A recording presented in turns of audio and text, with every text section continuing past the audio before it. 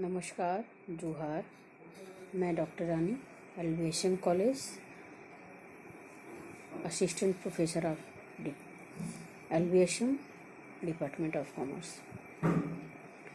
बच्चों, आज का मेरा लेक्चर कॉर्पोरेट लॉ पे आधारित है।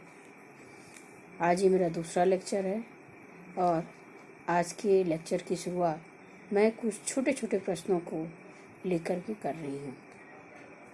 साथ में ही मैं उसके उत्तर भी आपको दूंगी, आंसर भी दूंगी और आप उसको एक एक करके नोट करते चलिएगा ताकि ये सारी की सारी इन्फॉर्मेशंस आपको मदद दे सकें।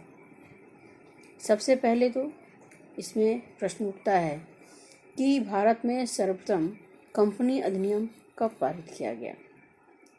तो इसका आंसर है 1850। कंपनी अधिनियम 1956 में कुल कितनी धाराएं और कितनी अनुसूचियां शामिल थीं? तो भारतीय कंपनी अधिनियम 1956 में कुल 658 धाराएं थी और 14 अनुसूचियां शामिल थीं। कंपनी अधिनियम 2013 में कुल कितनी धाराएं और कितनी अनुसूचियां थी?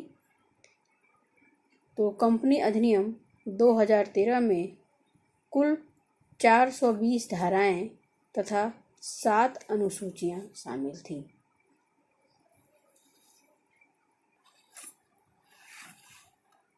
निम्न में से कंपनी की विशेषता नहीं है। 4 आपको ऑप्शन दिया जा रहा है।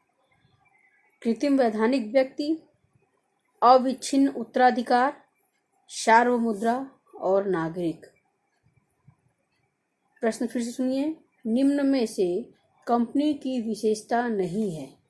तो कंपनी की विशेषता क्या नहीं होती है? अविच्छिन्न उत्तराधिकार। अगला प्रश्न, निम्न में से कंपनी की विशेषता है। पहला था विशेषता नहीं है, तो इसका उत्तर था अविच्छिन्न उत्तराधिकार। लेकिन अगर आपसे पूछा जाए कि निम्न में से कंपनी की विशेषता है और 4 उत्तर दिया जाए, पृथक वैधानिक अस्तित्व, कृत्रिम वैधानिक अस्तित्व, व्यक्ति, सार्वमुद्रा, इनमें से सभी, तो कंपनी की विशेषता क्या होती है? सार्वमुद्रा। कंपनी अपना लाभ बांटती है अंशधारियों में, ऋण पत्रधारियों में, लेनदारों में या इनमें से सभी में। तो कंपनी अपना लाभ हमेशा अपने अंशधारियों में बांटती है। कंपनी का प्रबंध चुने हुए प्रतिनिधियों द्वारा होता है। कंपनी का प्रबंध चुने हुए प्रतिनिधियों द्वारा होता है। ये प्रतिनिधि होते हैं, कौन होते हैं? निदेशक होते हैं या प्रवर्तक होते हैं या अंशधारक होते हैं या बाद के सचिव होते हैं। तो कंपनी का प्रबंध चुने हुए प्रतिनिधियों द्वारा होता है। ये प्रतिनिधि जो होते हैं, रिप्रेजेंटेटिव जो होते हैं, ये कंपनी के निदेशक होते हैं। अगला प्रश्न, कंपनी के पृथक वैधानिक अस्तित्व पर वाद में प्रस्तुत संबंधित वाद कौन सा है? ए, सोलोमन बनाम Solomon and company, B, Daimler company limited बनाम Continental tyre and rubber company, Lagunas nitrate company बनाम लेगुलाज मार्थन कंपनी, या ऐश्वरी रेलवे केरीज एवं आयरन बनाम रिची। तो इसका आंसर क्या है? सोलोमन बनाम सोलोमन एंड कंपनी। आपसे पूछा जा सकता है कि कंपनी एक कृत्रिम वैधानिक व्यक्ति है परंतु नागरिक नहीं। क्या ये बात सत्य है? कंपनी एक कृत्रिम वैधानिक व्यक्ति है परंतु नागरिक नहीं है, यह बात सत्य है। कंपनी पृथक वैधानिक अस्तित्व रखती है। कंपनी पृथक वैधानिक अस्तित्व रखती है, ये बात सत्य है। कंपनी की एक सार्वमुद्रा होती है, ये भी बात सत्य है। सदस्यों के बदले जाने पर कंपनी का समापन हो जाता है। जैसे किसी कंपनी में कुछ सदस्यों को हम बदल दें तो क्या कंपनी का समापन हो जाता है, कंपनी समाप्त हो जाती है? नहीं, कंपनी में सदस्यों के बदले जाने पर कंपनी का समापन नहीं होता है। इसलिए ये आंसर क्या होगा? गलत होगा। कंपनी अपना लाभ केवल लेनदारों को बांटती है? तो नहीं, कंपनी अपना लाभ अंशधारियों को बांटती है। ठीक है, कंपनी अपना लाभ केवल लेनदारों को नहीं बांटती है। इस तरह से इसका आंसर गलत हो जाएगा। निजी कंपनी की स्थापना के लिए न्यूनतम चुकता पूंजी कितनी आवश्यक है? 1 लाख रुपए, 5 लाख रुपए, 2 लाख रुपए या इनमें से कोई नहीं? तो इसका आंसर इनमें से कोई नहीं। एकल व्यक्तित्व कंपनी कितने सदस्यों के साथ स्थापित हो सकती है? देखिए, इसके टाइटल से ही समझ में आ रहा है, एकल व्यक्तित्व कंपनी मतलब इसमें सदस्यों की न्यूनतम 1 सदस्यों से इस कंपनी की स्थापना की जाती। कम से कम इसमें अगर 1 सदस्य हो तो एकल व्यक्तित्व कंपनी की स्थापना की जा सकती है, स्थापित किया जा सकता है। एक पब्लिक कंपनी में कम से कम कितने सदस्य होने चाहिए? तो एक पब्लिक कंपनी में कम से कम 7 सदस्यों का होना अनिवार्य होता है। प्राइवेट कंपनी में सदस्यों की अधिकतम संख्या कितनी हो सकती है? तो प्राइवेट कंपनी में सदस्यों की अधिकतम संख्या 200 हो सकती है, 200। सदस्यों की संख्या पर आधारित कंपनी कौन सी है? निजी कंपनी, सार्वजनिक कंपनी, दोनों या इनमें से कोई नहीं?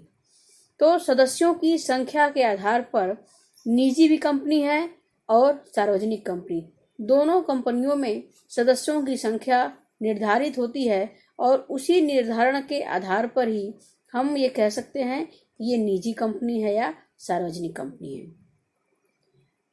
एक निजी कंपनी को व्यवसाय आरंभ करने का प्रमाण पत्र लेना आवश्यक है। कोई अगर निजी कंपनी है, प्राइवेट कंपनी है, तो उसको अपना बिजनेस स्टार्ट करने का प्रमाण पत्र लेना आवश्यक है? नहीं, उसको प्रमाण की आवश्यकता नहीं होती। लघु कंपनी की चुकता अंश पूंजी किसी भी स्थिति में 10 करोड़ से अधिक नहीं हो सकती। लघु कंपनी की चुकता अंश पूंजी किसी भी स्थिति में 10 करोड़ से अधिक नहीं हो सकती, ये बात सत्य है। ओपीसी की अवस्था उस समय समाप्त हो जाती है यदि चुकता अंश पूंजी 20 लाख से अधिक हो, ये बात असत्य है। सार्वजनिक कंपनी के पास अधिकतम 200 सदस्य हो सकते हैं। सार्वजनिक कंपनी के पास अधिकतम 200 सदस्य नहीं हो सकते हैं। तो इसका आंसर क्या हो जाएगा? फॉल्स।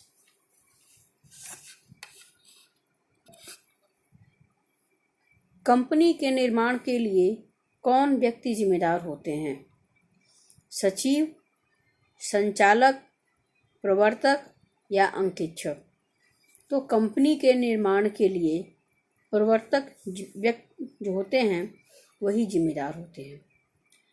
कंपनी के समामेलन पत्र में नहीं होता है क्या? कंपनी सचिव के हस्ताक्षर, कंपनी का पूरा नाम, रजिस्ट्रार के कार्यालय की मुहर अथवा कंपनी के सदस्यों का दायित्व।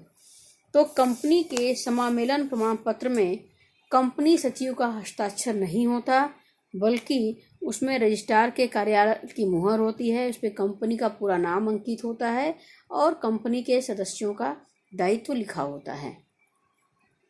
पब्लिक कंपनी के निर्गमन के लिए पार्षद सीमा नियम पर हस्ताक्षरकर्ताओं की संख्या होनी चाहिए। कितनी? 7, 8, 9, 6। तो पब्लिक कंपनी के निर्गमन के लिए पार्षद सीमा नियम पर हस्ताक्षरकर्ताओं की संख्या 7 होनी चाहिए। इस तरीके से आपको इस वीडियो में कुछ MCQs दिए गए हैं, इसको आप एक जगह पे नोट कर लीजिए।